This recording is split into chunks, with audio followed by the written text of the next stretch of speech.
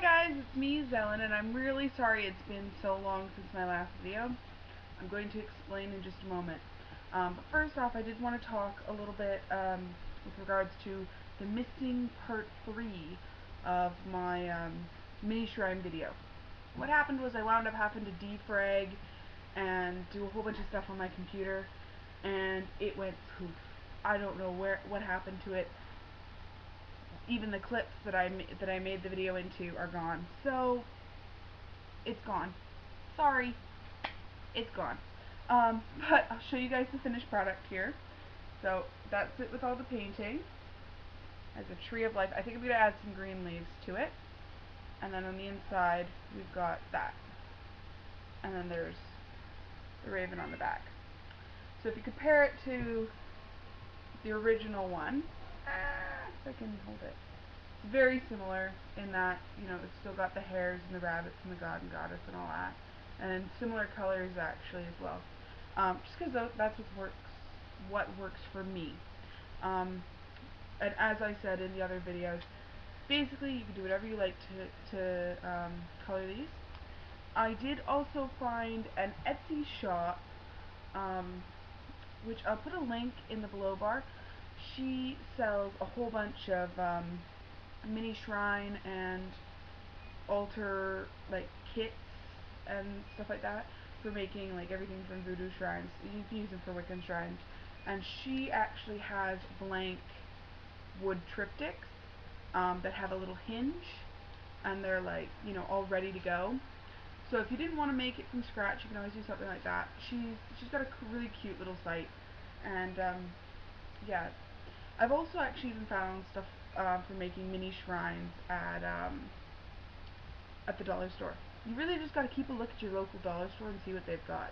You'd be surprised how much witchy stuff you could get there. On the same topic of pagan crafting, there has been a couple of things that I've been working on recently that I did want to show with you guys. I kind of took up crocheting again. Well, I took up knitting again and then taught myself how to crochet. And I find that painting and crochet and knitting and sewing and all of those things are great meditative acts. And if you can turn your time crafting into spiritual time, you can get a lot of stuff done. So I wanted to show you a couple of things. First off, this is my acorn bag, which is a free pattern you can find on Ravelry. I'll put a link below in the underbar to this pattern. I made the buttons out of Fimo, and this is just some cord that I had left over from when I made my prayer flags. And the buttons actually open up, and there's a bag inside. It's pretty big, and with the kind of cotton that the kind of cotton yarn that I had, I actually had to alter the pattern so that it actually had the pointy shape, because otherwise it just wasn't going to happen. So there's that, and I'm going to be using this I made for ritual use.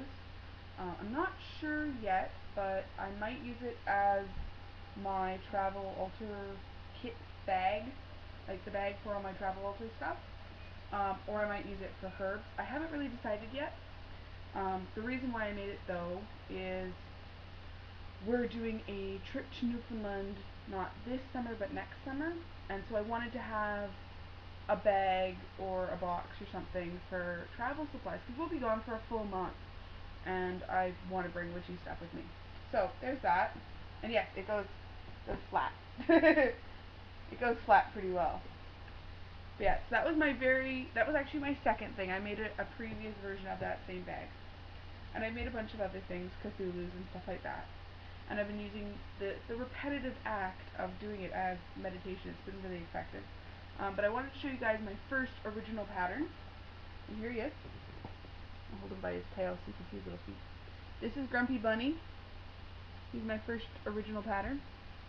And there's his little tail. He's adorable. My boyfriend and I really like playing with him because it's like, Grumpy Bunny is fast. Whoa. Yeah. So there's a lot of fun stuff that you can do, and making things like this and then giving it to kids is awesome. and you've gotten the benefit of the relaxation and the meditation out of it. So yeah, I definitely suggest trying that for magical crafting. I'm going to do a second video with regards to my update so you guys know what the heck's been going on. So there we go. That was part 3 of the mini shrine and a brief talk on magical crafting. If you guys would like a copy of the Grumpy Bunny pattern, please send me a PM and I can make it available. And again, I will put the notes for that Etsy shop and the acorn pattern in the blue bar. See you later. Bye.